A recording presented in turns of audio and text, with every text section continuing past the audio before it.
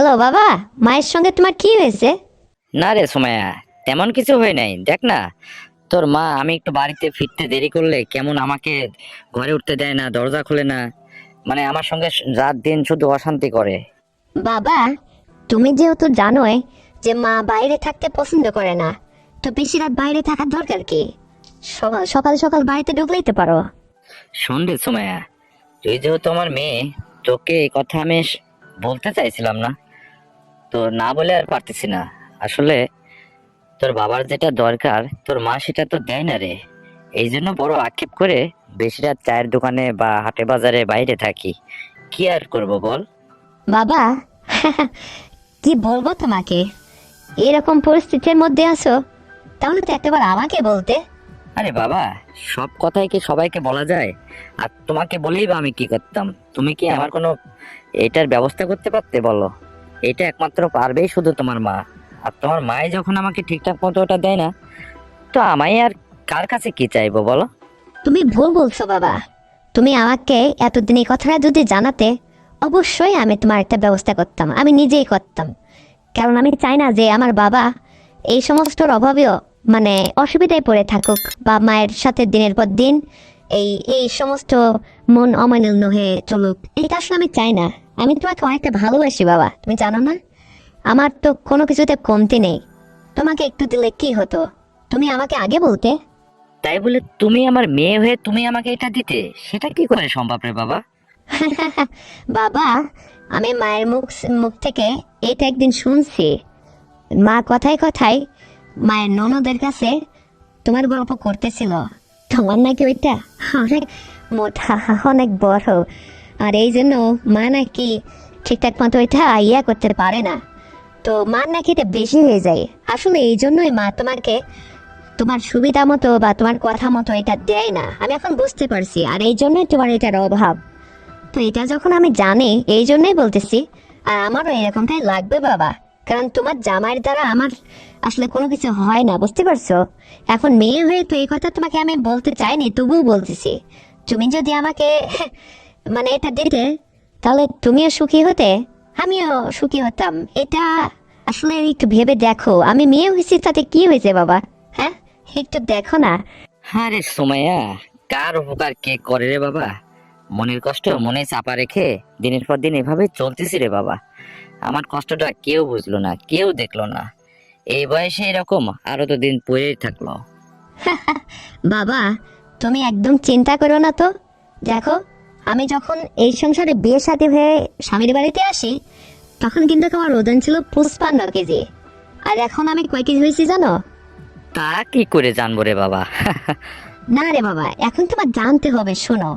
আমি কিন্তু বর্তমানে 80 কেজি পার হয়ে গেছি, বুঝতে পারছো? অনেক মোটা, সুডল, দারুণ হয়েছি। আর শোনো, আর 4-5 মাস তোমাদের বাড়িতে যাওয়া হয় না। আর তুমি যে এই অসুবিধার মধ্যে আছো সেটাও আমি জানি না। আর যখন জানতে পারছি, তুমি এক কাজ করো, 2-1 দিনের মধ্যে আমার বাসাতে চলে আসো। আর তোমার জামাই হচ্ছে বাড়িতে নেই, ওই 1 মাস আসবে না। ওই যে ওর ডিউটি পড়ছে হচ্ছে চিটাগাং, ওখানে থাকবে। আর এইটাই তোমাকে আপ্যায়ন করার একটা সুযোগ। তুমি তাড়াতাড়ি চলে এসো 2-1 দিনের মধ্যে বাবা। হ্যাঁ রে সুমাইয়া, তুমি আমাকে যেটা বলতেছো, যেটা করবা, এটা আসলে নিরিবিলি বাড়ি দরকার। তো শুনেছি তোমরা আলাদা বাড়ি করছো, তো তোমার শাশুড়ি কি তোমার কাছে থাকে না আলাদা? না না বাবা, আমার শাশুড়ি আমার ওখানে থাকে না তো, ওই মাঝে মধ্যে 2-1 দিন আসে, ডাকলেও আসে না। ওই মেজো ছেলের কাছেই থাকে, খায় ওখানেই থাকে। আমাদের এখানে খুব কম আসে। আমাদের বাড়িটা একদম নিরিবিলি। দেখো না, ওই পাশের বাড়ির একটা ছোট মেয়েকে নিয়ে আমি থাকি। যখন তোমার জামাই বাড়িতে থাকে না, তখন ওকে নিয়ে থাকি। তুমি যখন আসবা, তখন ওরে আর আমার রুমে ডাকবো না রে, তুমি আমাকে নিয়ে থাকবা, বুঝতে পারছো? কিন্তু সুমাইয়া, এইরকম উপকার তুমি আর আমারে কতদিন করবা তুমি বলো? বাবা, আরে যতদিন আমি তোমাকে চালিয়ে নিতে পারবো, অতদিন তো তুমি থাকবে, অতদিন তো করবে নাকি? আর যখন সম্ভব হবে না, তখন একটু রেস্ট নেবে। তখন আমি চান্স পাইলে তোমাকে ডাক দেবো, তুমি এসে মানে আমার সঙ্গে এটা করবে। কারণ ওই মায়ের অভিমান আসলে আজকের থেকে না, আমরা ছোটবেলা থেকে দেখতেছি মা তোমার সঙ্গে এই ধরনের আচরণ করে। আসলে এটা ঠিক করে না। এখন তাকে আমি কি করে যে বুঝাই, আর বুঝাইতে গেলে তো ধরা পড়ে যাব।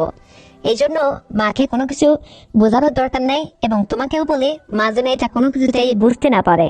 আর সবচেয়ে বড় কথা কি জানো, আমি তোমার কাছে একটা প্রস্তাব রাখতেছি, সেটা হচ্ছে যে আজকের পর থেকে মানে আমি তোমাকে যে সুযোগটা দিতে যাচ্ছি, এইটা তুমি যতদিন সম্ভব হয়, তোমার জামাই যখনই এই ডিউটিতে থাকবে বাইরে বাইরে, ও সার কোম্পানিতে চাকরি করে, আজকে ওই নওপাড়া যায়, কালকে ওই অমুক জায়গায় যায়, এরকম বিভিন্ন জায়গায় ওর থাকতে হয়।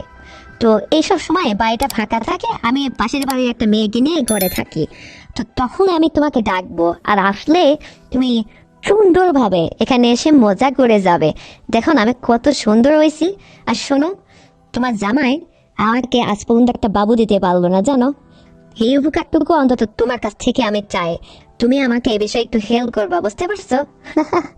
বাবা রে, এ বয়সে আসলে যতটুকু সম্ভব হয়, আর তুমি মেয়ে হিসাবে আমাকে যতটুকু আদর আপ্যায়ন করতে চাও করবা, সমস্যা নেই, আমারও দরকার। তো ঠিক আছে, আমি দু একটা দিন বাদেই তোমাদের বাড়িতে আসতেছি। তো তোর মা আসলে কি বলবো, এই বয়সে তোমার মায়ের সঙ্গে আসলে আহ, যেটা বলতে গেলে আমার খুব কষ্ট হয়, মনের কাছে খুবই কষ্ট লাগে রে বাবা। এখন কিছু বলতে পারি না, তোমরা বড় হয়ে গেছো, পরের বাড়িতে সংসার করতেছো, এখন তুমি তো বোঝোই। আমি তো একদম থুপথুপে বুড়ি, তাও তো বুড়ো হয়ে যায়নি, কিন্তু তোমার মা যে এরকম আমার সাথে করে, এই জীবনটা ধরে এইভাবে আমার সঙ্গে চললো সে, আর আমি সহ্য করে গেলাম। কিন্তু এই জন্য আমার একটু ফিরতে রাত হয়, তখন সে কি করে, কোথায় গেছিলে, সেখানে যাও, আসার দরকার কি ছিলে, দরজা খুলতে চায় না। পাশের মানুষ, পাশের বাড়ির মানুষরা আমাদের এই সমস্ত বড় বড় কথাগুলা তারা শুনে আসলে নিন্দা করে, এগুলা তো ঠিক না। তো তুমি যখন বলতেছো ঠিক আছে, আমি দুদিন বাদে তোমাদের বাড়িতে আসতেছি। বাবা, শুধু আসলেই হবে না, কমপক্ষে 5-6টা দিন সময় হাতে করে আসবা। কারণ তোমার জামাই তো একটা মাস আসবে না, 5-6টা দিন থাকবা সুন্দর করে। তোমার অনেক দিনে যেহেতু আসা, বা অনেক দিন তুমি এভাবে অনাহারে আছো, মা তোমাকে ঠিকঠাক মতো আপ্যায়ন করে না। তবে মেয়ে হিসাবে তোমাকে যত দূর পারে চিৎখা তুফনে যেভাবে তোমার খুশি, বুঝতে পারছো? আমি এত দেখতে শুনতে কম না, আরে না দোষ না দোষ। কত সুন্দর হয়েছে, তুমি কি দেখছো আমারে? কতদিন দেখো না। আসো আর শোনো, আসার সময় কিছু ওই শাকসবজি ওখানকার তোমার ওই খেতের মানে তরতাজা শাকসবজি নিয়ে আসবা, আমার খুব খাইতে ইচ্ছে করে এগুলা। আর মিষ্টি হাতে করে আসার দরকার নেই, যেহেতু এই বাড়িতে আমার শাশুড়ি থাকে না, তো কেউ এটা বুঝবেও না দেখবেও না। দেখালো আমি মিষ্টি আনার দরকার নেই হাতে করে, বুঝতে পারছো? এমনি আসবা। আর মাকে বলে আসবা যে তুমি আমাদের বাড়িতে আসতেছো, মা এটা কোনো মাইন্ডও করবে না, কিচ্ছু বলবে না। শুধু মাকে বলবা যে 5-6টা দিন আমি ওদের বাড়িতে যাচ্ছি, সময়দের ওখান থেকে আর আসবো না, বেড়াই আসি, কথা বলে তুমি চলে আসবা। এসে সুন্দরভাবে আমাকে দেবা, মজা করবা। আর আমিও আসলে এটাই চাচ্ছি, কারণ তোমার জামাই ইতিপূর্বে যা পারেনি, সেটা আসলে তোমার কাছ থেকে আমি পুষিয়ে নিতে চাচ্ছি বাবা। আসলে আমার মূল উদ্দেশ্য হচ্ছে এটা, কারণ আমি খুবই আশাবাদী তোমার কাছে। আরে তোমার জামাই তো পেটে মানুষ, ছোট মানুষ, ওরে সাথে তুমি আমার দিছিলে, এখন সংসার করে গেলাম জীবনে, কি করব। এখন ছেলেটা কর্মট এই, তাছাড়া ওদের ঠিকঠাক করতে আমাকে মানে চালিয়ে নিতে পারে তা কিন্তু না। আসলে ওটা দিয়ে আমার খুব একটা হয় না, কিন্তু তোমারটা পেলে আমি দারুণ খুশি হব বাবা, বুঝতে পারছো? তো ঠিক আছে, তুমি চলে আসবা। আচ্ছা বাবা রে, আমি তাহলে দুদিন বাদে তোদের বাড়িতে চলে আসবো।